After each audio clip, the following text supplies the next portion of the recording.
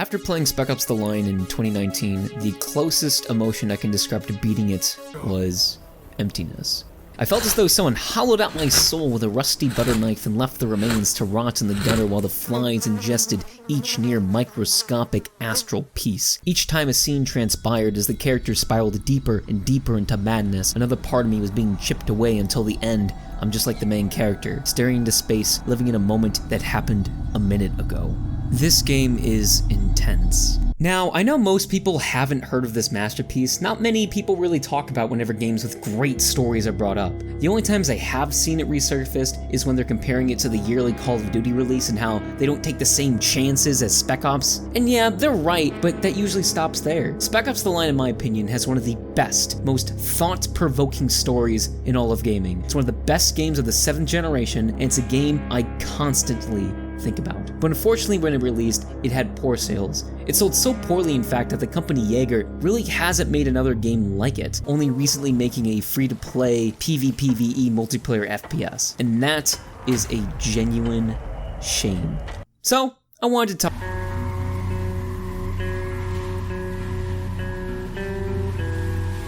We play as Captain Walker and 2 of his Delta Force squad mates as they embark on a mission to uncover the fate of the 33rd U.S. Marine Battalion and their leader, General Conrad, in the aftermath of a catastrophic sandstorm that has devastated Dubai, and who knows how many people have perished. As they navigate the ruined city, they must unravel the mystery of what happened to the missing soldiers and confront the challenges that stand in their way. Spec Ops: The Line is not something you fantasize playing. It's not Call of Duty or Uncharted. You see, those games carry a certain type of charisma or this sense of good vibes being sent to you. You're living it up in this adventurous, consequence-free, immortal lifestyle, but in Spec Ops, you're feeling those consequences. I mean, really feeling them. In most games, you're a passenger on a ship being shown a world and a story, but in Spec Ops, it makes you feel active. This game masterfully blends the immersive, heart-pumping action of a military shooter with the raw, emotional impact of dealing with the consequences of one's actions, creating an experience that is both thrilling and thought-provoking, yet it somehow never gets you to enjoy the activity.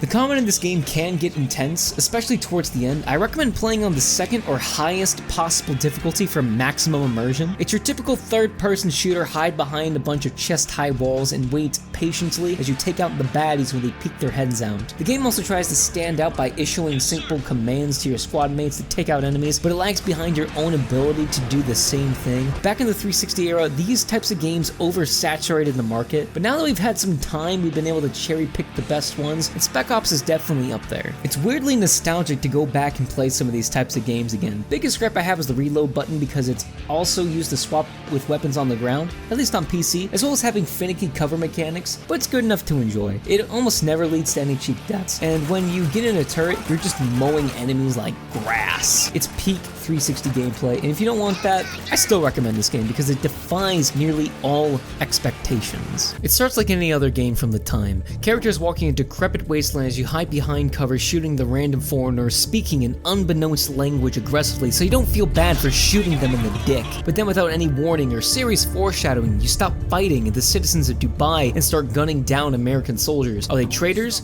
War criminals? We have no clue, and yet here we are slaughtering them like any other enemy. It does this so many times, just smoothly sliding into these traumatic events like it's nothing. My wish is for you all to play this game, so I'm not gonna spoil too much of this story, but a really bad thing happens, and Walker and his squad are walking through the remains of an absolutely bone-chilling scene, and on a first-time playthrough, as a real-life naive human being, you're now just beginning to process what is happening, and then you have to stop immediately because you have enemies flanking you and disrupting your thought process. I had to pause the game and just think about what's happening, but Walker doesn't get to pause. His only goal at this point is survival, and the game slowly transitions its perspective to this until Walker turns into something unrecognizable. If something like that happened in real life, and it most definitely has, it's such a tragic thing being unable to process those emotions. That's war. That is the art of Spec Ops. And you think that would be the worst thing you do? No, it gets worse. Spec Ops never wants you to feel good about what you're doing. This game is dark, brutal, and it just fucks with your head up until the very end. So obviously, this game isn't for everyone. The main criticism I've seen, like most linear games, is that you can't choose to partake in the choices the game presents to you. And I could, in my own words, tell you how that's a silly take, but I like this comment I found on a Steam forum post. Those who say you should stop playing at a certain blah blah point certainly don't know the aim of this game is to put you in those unpleasant and harsh situations in order to display the dark sides of war and the agony of the soldiers who thought are legends in the eyes of all. Therefore, I think you must play it till the end. I don't say killing is pleasant and makes you feel good, it just wants you to live inside the mind of a soldier. You may not be condoning what Walker does, but you're still doing it. And yes, you can excuse yourself by saying, but the game made me do it. I had no other choice. It was either I pushed forward or turn off the console. When a soldier is told to do something, even if they might not like it initially, they still do it. Bit of a drastic comparison, I know. You're probably not somebody who has been ordered to kill someone else in active combat, but that's what this game wants to show you. What can happen when a few things go wrong in a war zone. And after playing this game 3 times now, I'll be the first to say, the story is not perfect. Another huge criticism that should be talked about is Walker clearly stating early in the game that their sole goal was to look for survivors and leave, but as the stakes kept rising, he creates further reasons to stay in the city, even though his orders were to literally only see if there was anyone still alive. They're refugees, survivors of the storm. That's good, right? We should radio command. Give them the news. Be my guest. I'm sure they'll stop shooting so you can make a phone call. There won't be any more, at least. Some people would call this a major plot hole to justify the game, but the key thing is that Walker is not only reminded at multiple points of the true goal to his mission, but chooses to stay and continue fighting. It's not some stupid stick to the plot bullshit, but a decision carried out by the character, which only serves as a way for us, the player, to better understand the man we're playing as. And while we wouldn't do something like that, we aren't Walker. This is his story, not ours. You could say the story was half-baked, but I personally love how this story turned out because of the decisions Walker made, and this story gets you to think. It's flawed in a good way. Games are thought of as something to enjoy, but that's not always the case. Horror games, for example, are there to scare, and very few times instill in us a sense of fear. And visual novels are meant to make you feel horny. I don't know why I included that sentence, it just felt right. Stuff this in your face! Ian Lola! Spec Ops is instilling hopelessness. And do you want to know how it does that?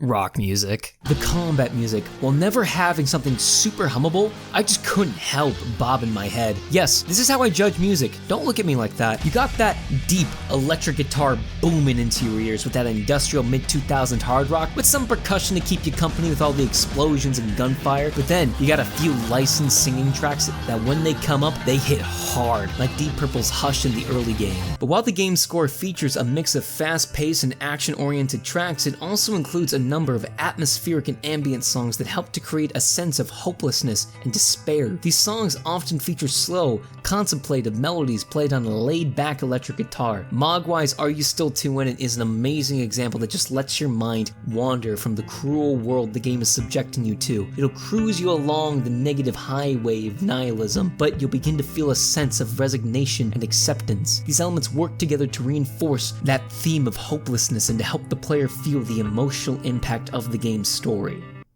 Damn, that was a cool paragraph, wasn't it? If you like that, maybe consider subscribing. Leave a nice comment, tell me how I can improve, or tell me if this video made your day.